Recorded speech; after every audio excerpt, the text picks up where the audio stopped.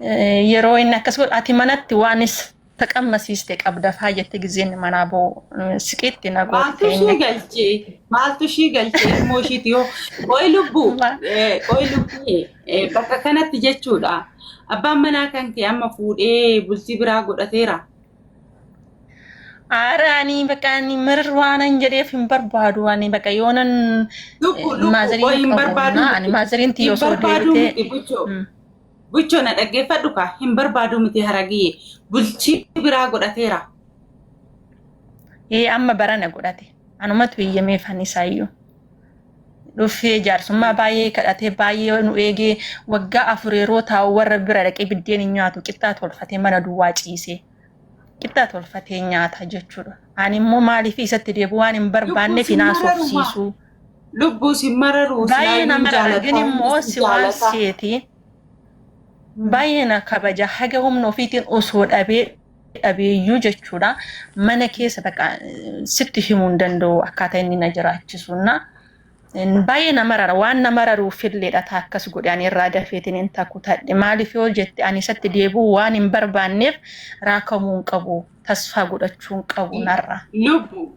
Lubbuu balleechiteerta ammaani anamma badii kan keessitti muubuchoo abbaa manaa kan kee akkas si jaalatu abbaa manaa kan kee akkas jaalatu ijoollummaa kan keetiin kan gadi fuudhee dhagna kee dhiqu eessa deemte jirti miti nama biraatti bu'ee kan abbaa manaa kan kee akka lubbuu isaatti si jaalatu abbaa ilmoo keetii maatiidhaaf jettee dhiisuu hin qabdu ture maaliif iseete siifan dhufa naa hubattaa naa hubatta maatii isa Eko siifita ani barwanni durumaayyuu siin jedhee jira waasiyee durumaayyuu mana keessanii akka laayyootti hin bayina wanni siniin jedhee fi akkaataa ani irraa kutadhee akkamitti biyyaa fagaachuun qabdu irraa deemuun qabdu warrarraa fagaatteetiin hin jiraachuu qabdaayyuu tannaan jettuu jira nam beeka isa dashii dhufuun heedha.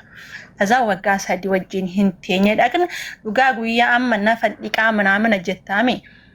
Dura baadiyyaa ture qonnaan bulaa ture yeroo inni qonna oolee galu sinittan hima dhirsa ofii kunuunsuu jechuun dhirsa ofii dhiquu jechuun dhirsa ofii kabajuu gadhaantummaa miti. Jaalala isaaf qabdu jaalala inni siif qabutu akkasii godha malee yoommaa gadhaantummaa isaaf kabajan qabaanne wanni ati gootu hunduuyyuu siif gowwummaa sitti fakkaata. Beektaa? Ani dhugaa yoo inni hojii oolee dhufe jechuudha bakka ciisuttan bishaan itti daffaa. Yoo inni dadhabe jechuudha bakki inni ciisutti bishaan itti daffaa jaalattanis jibbitanis jaalala haga kanaatiin jiraachaa turre isa wajjin. Gin immoo waggaa sadaffaarratti maaliif yoo jette waggaa sadaffaarratti daa'ima tokko argadhe isiin hin jenne waggaa 18ffaa kiyyarratti handeeyanii daa'ima tokko argadhe. Qormaan yeroo sitti baay'atu qormaata sitti baay'ata. Naqabaa jira taaffaaf godhaa. Qabaa jira mikroopiliingii godhaafi waggaa 18ffaa keessatti daa'ima tokko yeroo argadhu daa'imni sun baay'ee tokko na jalaa dhiban. Nan obsee hin jiraanne tazza daa'imni suni hin taane eeyyama waaqa waan hin taaneef ji'a 10ffaarratti boqatee na jalaa jechuudha. Daa'ima argadhe san. Amma qormaata tokko tan qormaata caaluu nutti dhufe. Ammas daa'imni sun dhibama isaatii fi du'a isaati irratti qormaata gara haadhaatiin baay'ee caalannatti ture. Kana hunda waggaa 3 kana keessa waan si ajaa'ibu shankora naa bitaa burtukaana mana biyya fuduraati fuduraa yoo naa bitee dhufu akka haadha san kallatti mana fuudhee naan galu inni jechuudha. Akka wanni jaalallee yookaan dhoskaa jaalallee sanitti mana duubaan darba. Waan isallee ashqoxoqqoxxuuf mana duubaan darba. Yoo bishaan mana naa fideeyyuu mana duubaan barri wayiin jira mana duubaan bishaan sannaa buusa. Maaliif jaalateetii miti mucayyoon waan waa gooteef akkanatti isaaf bitama ishiidhaaf bitama. Jaalalli tan nuuf wal nu biteessan ilaalcha biraati asabaan yeroo san umrii ijoollummaa saniin maal waa'ee kanaa isin hunduu murteessuu dandeechanii. Baga kana siin jechuun si ibsuuf hunda ni matanii hundan haasaa waan ta'eef ni ulfaata. Ani kan hunda ittiin himu wannan dabarsuu hundaayyuu ittiin himu hin jiraanne waggaa 3ffaa mucaan sun na jalaa boqannaa biyya kanaa bahuu qabna jenne irraa fagaachuu qabna jenne mana keenya haaroo ijaarre ndaalle hunda dhiisnee baane irra. irraa mana dhiisnee hin deemne magaalaa guddaa sa'a 4 deemsisu irraa fagaannee hin galle. Gaafa gallu gaafa inni ani sirraan addan ba'u jedheetiin magaalaa guddaa wajjin gallu beetasaba 11 wajjin dhalate waan sin ajaa'ibu. Beetasaba 11 wajjin dhalate san keessa ana qofatti hafe jechuudha. Sababa kiyyaatiin hundu jibbanii ta'u. Ana qofatti hafe. Maaliif ishii wajjin bahee nurra ishii caalee ishii filattee jedhaniitiin hin jibbanisa. Isa jibbinaaniin ani lafa qonnaa mana siniif kennamaa miti yeroo bultii qabaattan waa wayi siniif kennama. Wanna sini kennameef sancaa hunda sababa kiyyaatiin irraa fudhatan. Sababa kiyyaatiin wanna hunda fudhatanii wanna takka hin dhabne kun marti yoomi kan godhamu fagoo miti umrii fagoo seenaa bara 2012 asuma aanaa kana jechuudha. Tokko dhuma akkasirra. Wanna takka dhabnee roosan birrii 2,200 xiqqoo wayii waa hin fayyaddi mitire deebinee hiyyummaa duraa sanitti deebi'uu henna. Birrii 2,200 qabannee magaalaa galle Asabaa.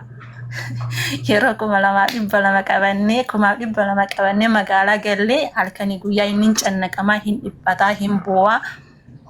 Kanarratti kutattu ta'a wanni isiniin jedhuuf shamarri akka bultii keessan kutattu hoo taatan dhiira caalaa isinii kan moohattan.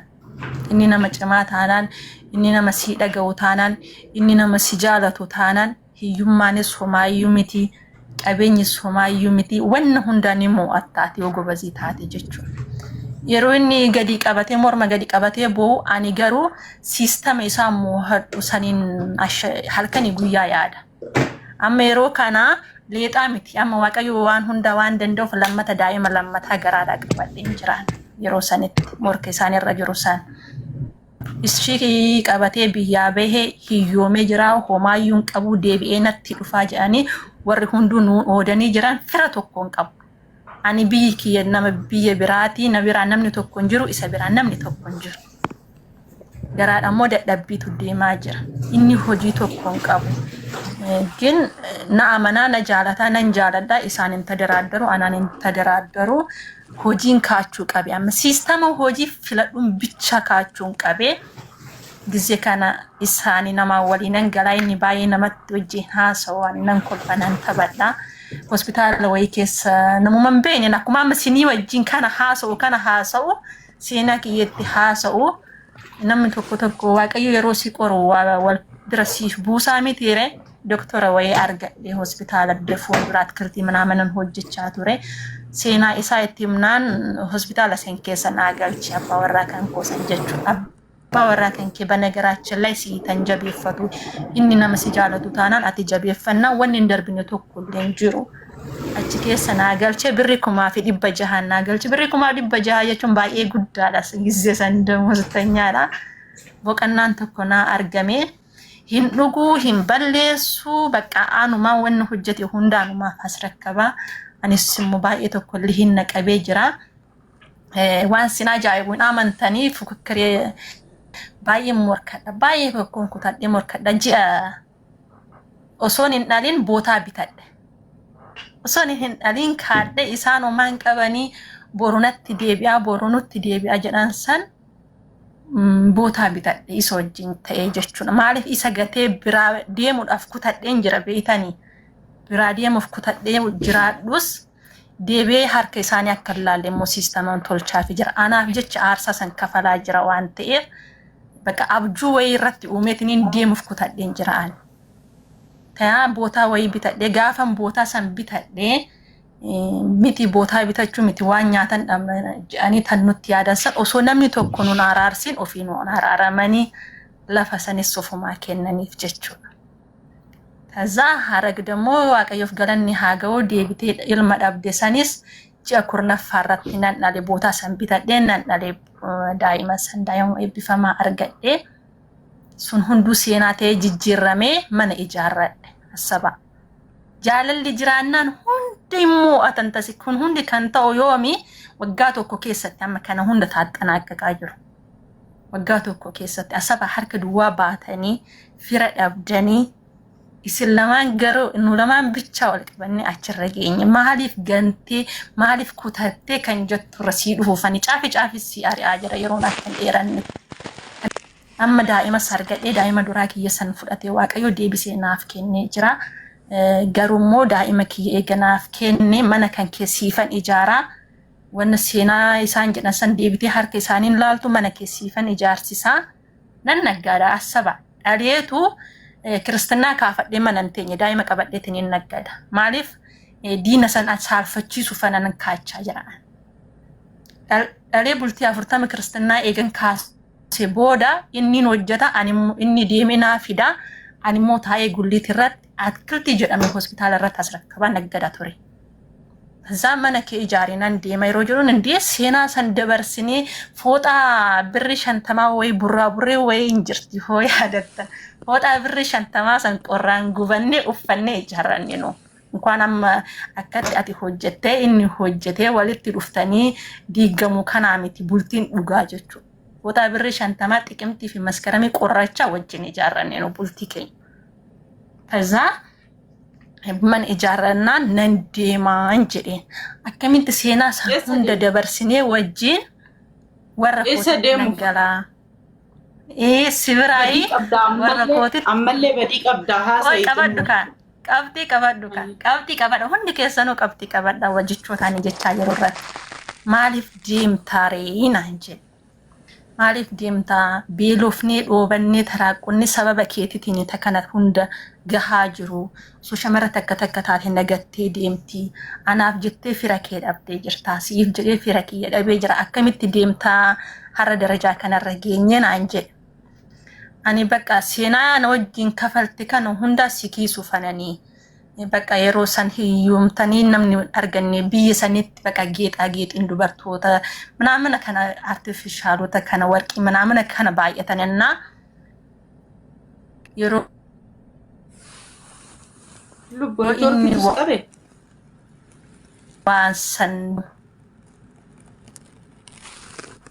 tayaa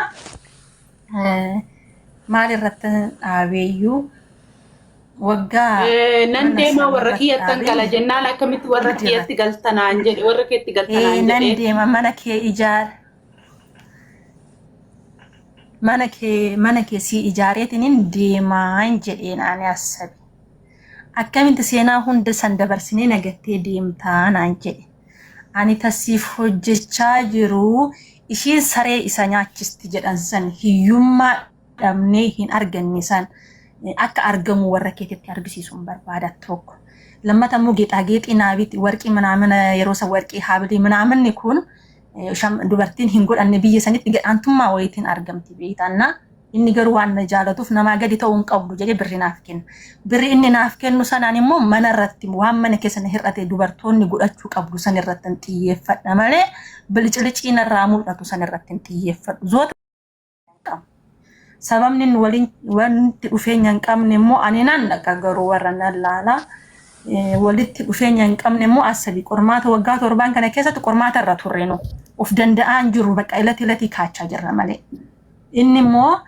anaaf jettee osoo akkana ta'aa jirtu aadaa arsii keenyaa ni beeytaani aadaa arsii keetii hir'isee namaa gad bu'ee aadaa keessi hir'iseen deemu bara dhufuuf dandee aadaa kan keetiin bara dhufuuf dandee aadaa kan keetiin osoo jedhu waggaan 7 lakkaa'an garuu jireenya keenya jiraachaa jirra beetasaba duratti immoo xiqqoo qirreetaan hin jiru warri kiyya na bira hin dhufu maaliif araarri hin jiru anatu dhaqee ilaala malee tayaa booda waggaa 7ffaa irratti gizeen galuu hedduu san immoo warra kootiin na araarsi hiriyoota hundaa itti gorfadheen jira bara dhufu osoo jayaa dhiisisa waggaa 2 mana kiyya ijaarradheetiniin osoo lola tokkoon qabaatiin misaa geggeessine misaa manaaman geeffamu biyya san dubartiin geessitu dhiira geessa isaaf geessi waan hunda sa'a 5 fi walakkaa irratti mana kiyya cufe maaliif kutadheen jira waan ta'eef durumaayyuu baanaan hin deebuudha walii galteen kee inni garuu itti fakkaatu asaba wallu wallin jiru wanni tokko hin jiru gin immoo of amansiisee jira durumaayyuu osoo hin jaalatin of amansiisee jira maaliif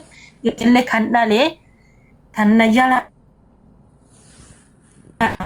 boqetan jedhamu qaba gora itti foqqaqoo daa'ima kunaaf kennitiniin qabe jedhee siin fudhadhu ilma koo fudhadhee biyyatti na deebisii qaalii waaqa wajjin nan qaba tokko kan ta'es anaaf goonaan ta'ee biyyatti galee ani jechuudha. Maaliif akka deebinee kun dhadheetuma nama manaa dura of amansiisee konfiidensii guutuudha. Inni garuu hin beeku kana hundaayyuu. Ani of amansiiseen jira. Gaafa mana kee geeffattee na deema of amansiiseen jira. Durumaayyuu. Maaliif akkana gootee jechuu dandeechi. Deemsa tan karoorfammoo yeroo san osoo hin ta'in gaadaa dura beesan. Maaliif deechee irraa deemuu dandeechi baafeete maaliif deechee tan gaafis mana sababni ani deef immoo karoorfadheetiin hin deemu. Osoo inni baqaanii amma dura gubadhee dura miidhameen jira daa'iman barbaadu osoo naan jedhu waaqayyo beekadhaa daa'ima san ta'in aaree ta'in bu'ee ta'anis irraa argachuun qaba. Nama xaaratu nama gubazidha nama naaf yaadannoo isaa kanaaf ilma tokko naaf kenni waaqayyo walii gallee kadhadheen jira saniifan de'e. Kadhannaa waaqarraa waan hin qabu fandasan. Osoo deemu karoorfadheetu maan hin dee'e daa'ima sana. Maaliif nama xaaruu nama gobaziidha nama kaayyoo qabu zarii isaa nama gatuuti. Seenaa isaa iyyuu keessaa kan hin banne waan hin qabu foona bahee immoo itti deebi'uu waan hin horfanne kan durumaayyuu. Maaliif kana gootee onaan jedhee daa'ima dhaggeeffadhu Haragiyye ama fixe waasiyye tana bicha na ficcisiis. Tana bicha daqiiqaa lama naqqisiisi. Sagaleen keessatti biti lubbuun torkitti siqiqa. Daa'ima duraa sanii gidi aarsa.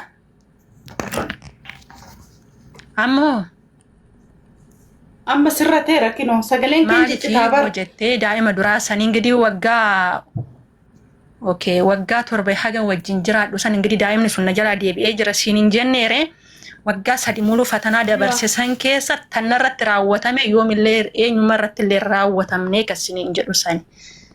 Aarsaa hunda kafalaa ba'ee gaafa waan na gootu wallaalaan daa'imni sun gaafa na jalaa du'u xiiqii anaan bahachuu dadhabde daa'ima sanirratti bahatte yoo siniin jedheen amantan daa'ima na jalaa du'e sanirratti bahatte. Haati sun jechuudha. Akkamitti jechuu dandeecha. Ingidi ilma ishiiti asaba. Garummoo yoo waaqayyo umrii naaf kenne har'a mana kan keetti haasa'u kana akka miidiyaa akka addunyaatti itti haasa'uudhaaf qophiirra jira. Seenaan kun yeroo jijjiirama waan ta'eef jechuudha. Ingidi wanni ilmoo caalaa ani dhirsa keetiin fattaname beeluudhaan fattaname rakkinaan fattaname wanni hundaa dabarsi beeki. ግን tan dabarsuu dadhabe immoo ta ilmoo kootisan. Ilmoon koo yeroo du'u dhibameen jira, imiroon kiyya tuqamee jira, baay'ee tokko miidhameen jiraan. Maaliif yoo jettee daa'imni kan koo dhibamee baay'ee tokko na jalaa dhibamee hospitaala haga hikkaateetti 12 Addis Ababaa ijoollummaadhaan bakka hin deemne hin jiru. Geessee dhibameen na jalaa du'e okay eeyyama waaqaatii miti. Gaafa inni du'u galanni waaqaaf haa ta'ani tannatti aartaniif asinitti hime kanaaf warra kootittuu nimne riikardi go'amuu danda'a seenaadhaaf teechisuus ni dandeechani. Gubaa san hunda dabarse keessa gaafa daa'imni kiyya du'u ani kutattuudha banagaraachillee haadha koo baay'ee kutattuudha hojii haadha kootiin qabadhee deema waan ta'eef nan beeka. Daa'imni sun waan du'u faranjichi hospitaala natti himee jira qophaa'ee taa'een jira daa'imni kiyya akka du'u wanni isa barbaachisuuf jecha. Garuu ijoollummaan hin jirti haala namni du'uun beeytu wanna hundaan beeytu naa daa'imni sun ijoollummaa kiyya harka kiyya irratti du'e gaafa inni du'u bicha himi yaa himamu aariin irraa qabdu san daa'ima kiyya wayaa in ani qopheesseef wayaa awwaalcha ani qopheesseef dhiistee bututtu bareedhaaf fuutee ittiin na jalaa awwaalte jechuudha. Daa'ima san